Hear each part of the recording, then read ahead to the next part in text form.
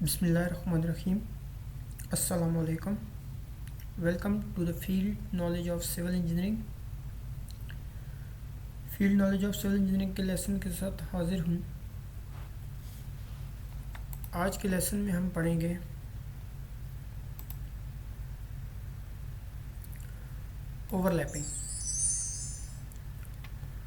Overlapping length in beam, column and slab. तो अपना lecture start करने से पहले मैं आपसे एक रिक्वेस्ट करना चाहूँगा कि मेरे चैनल को सब्सक्राइब करें, बेल आइकन पर प्रेस करें ताकि मेरी आने वाली हर वीडियो को आप फॉलो कर सकें। हम डेली की एक वीडियो पोस्ट करते हैं, तो अगर आप हमें सब्सक्राइब और बेल आइकन पर प्रेस कर लेंगे तो हमारी हर आने वाली वीडियो से आप अपडेट होते रहेंगे। और लेक्चर के मतलब कोई भी क्वेश्चन हो तो उसे प्लीज़ कमेंट्स में बता दें। तो आइए हम अपना लेक्चर स्टार्ट करते हैं। तो आज का लेक्चर है overlapping length in beam, column and slab.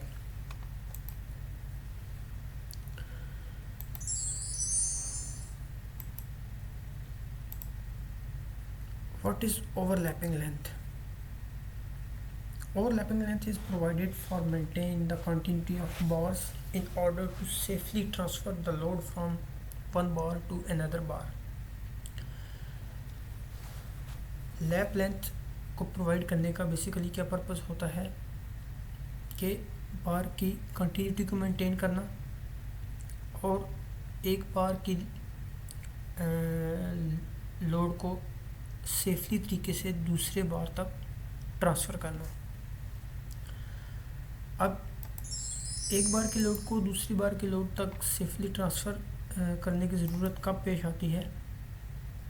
Means के why do we provide lap length, के हम लैप लेंथ को क्यों प्रोवाइड करते हैं? तो reinforcement steel is generally manufactured for a standard 12 meter length. During construction, when steel is to be provided for a length greater than 12 mm, the bars are lapped to maintain continuity in the reinforced structures. Means के generally जो हमारी reinforcement की बार होती है उसकी जो general length होती है वो 12 मीटर होती है।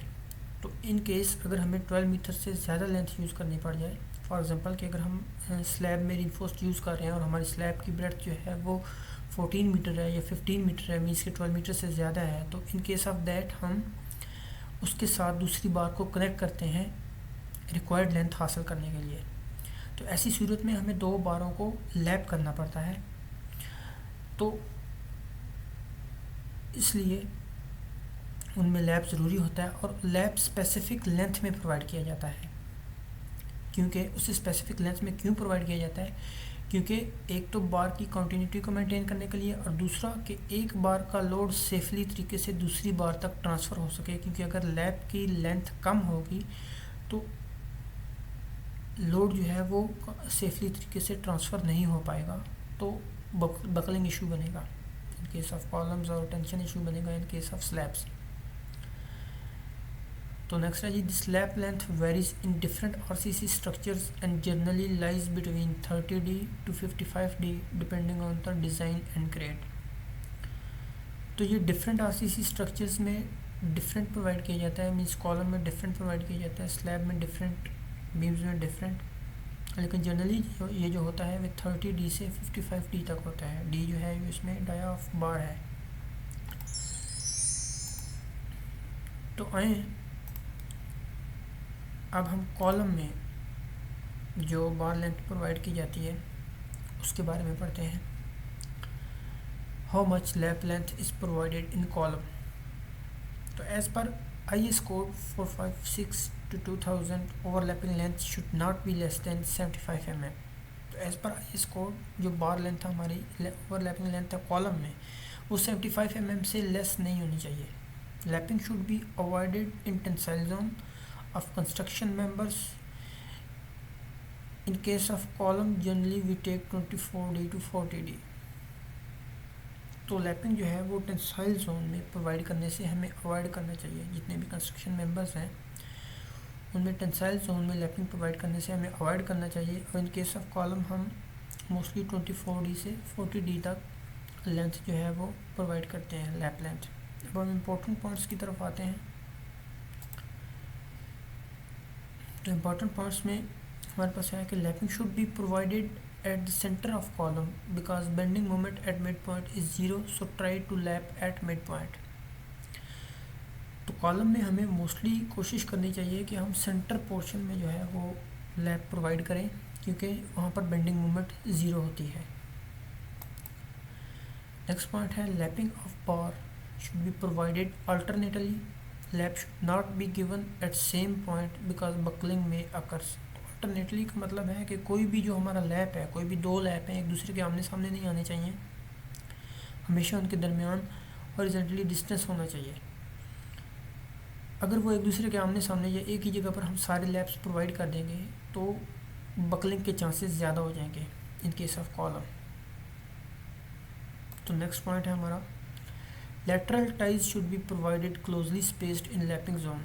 जो कॉलम में हम लेटरल टाइज प्रोवाइड करते हैं या स्टेरप्स कह लें, तो वो जहाँ पर हमारा लैप आ रहा हो वहाँ पर कोशिश करनी चाहिए कि लेटरल टाइज जो है उसकी स्पेस कम रखी जाए, क्लोजली प्रोवाइड की जाए। तो नेक्स्ट पॉइंट है हमारा due to maximum stress we can't lap at column beam slab joint. आपने अवॉइड करनी है कि जहाँ पर जॉइंट दिया जा रहा हो वहाँ पर आपने लैप प्रोवाइड नहीं करना।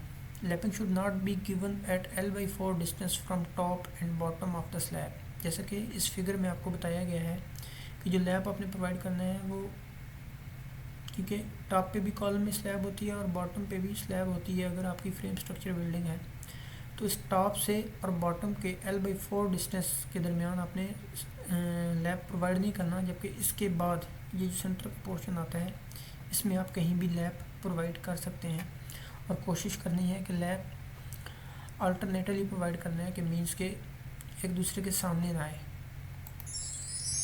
तो नेक्स्ट हमारे पास आता है beam, how much lap length is provided in beam. तो in case of beam we generally use 24D for compression zone and 45D for tensile zone।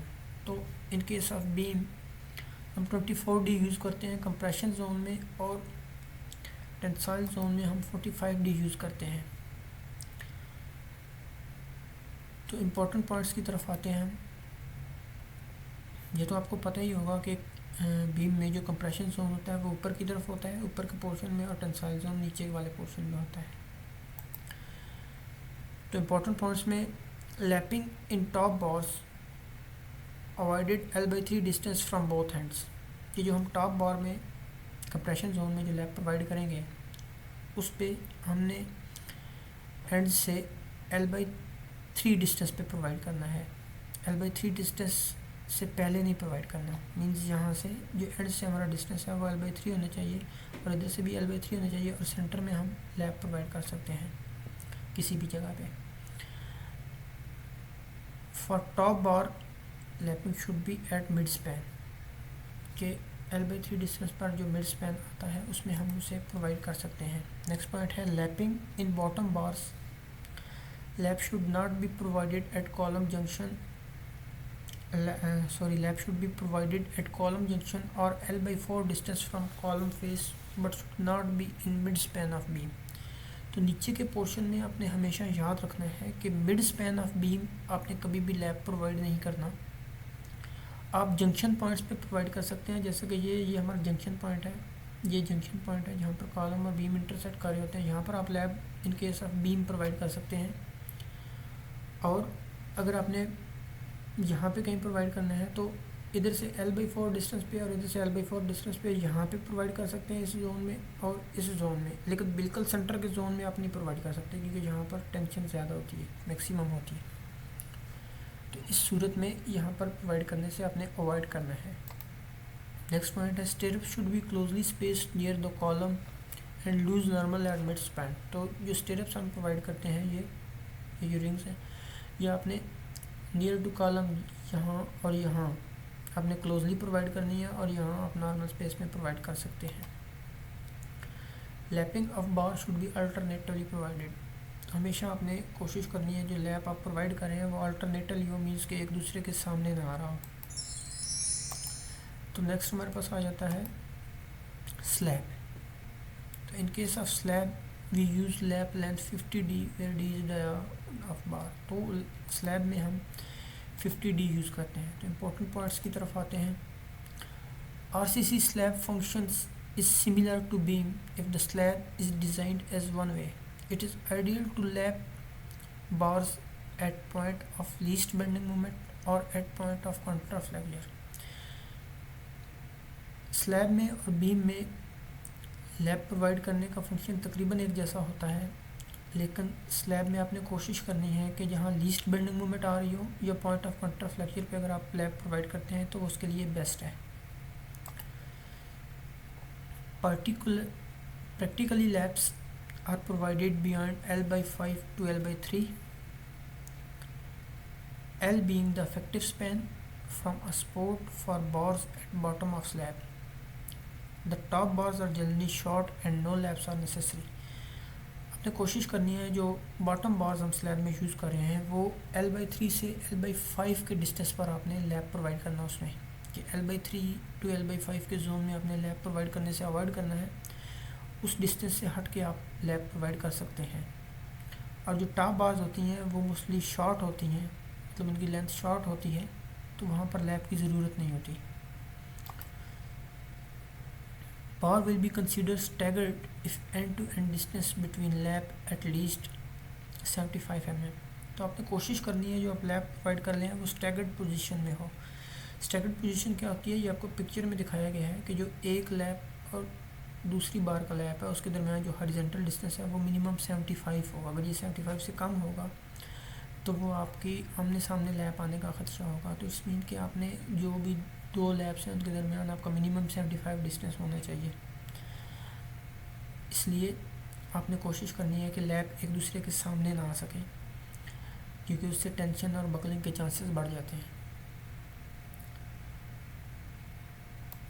तो ये था हमारा बीम, कॉलम और स्लैब में लैब प्रोवाइड करने का प्रोसीजर। इन points को आप मोस्टली याद रखें, ये आपको फील्ड पर बहुत काम आएंगे। और इस लेक्चर से रिलेटेड कोई भी क्वेश्चन हो आप मुझे कमेंट्स में बता सकते हैं, मैं आपको आंसर दूंगा। और आपके कमेंट्स को मैं प्रॉपर्ली रीड करता हूँ और कोशिश करता हूँ कि जल्द से जल्द आपको रिप्लाई करूँ। मेरे चैनल को सब्सक्राइब करें, बेल आइकन पर क्लिक करें ताकि आने वाली नेक्स्ट वीडियो आप फॉलो कर सकें।